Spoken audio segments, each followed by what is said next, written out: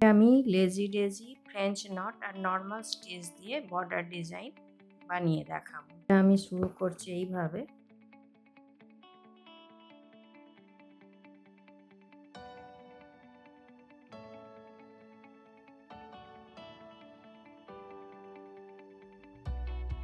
প্রথমে এইভাবে আমি একটা করে লেজি ডেজি স্টিচ দিচ্ছি।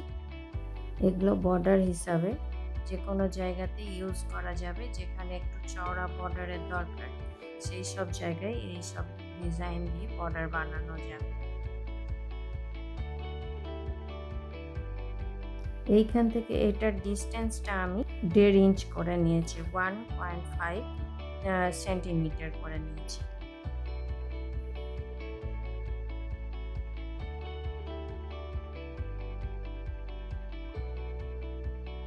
এইভাবে আমি সবগুলো দিয়ে নিচ্ছি। তারপর এইভাবে লেজি ডেজি স্টিচ দেওয়ার পর এর মধ্যেখানে আমি একটা করে ফ্রেঞ্চ নট স্টিচ দেব।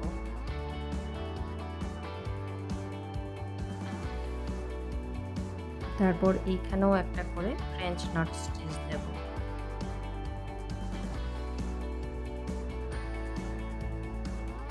আর এইগুলোতে আমি একটা করে নর্মাল স্টিচ দেব।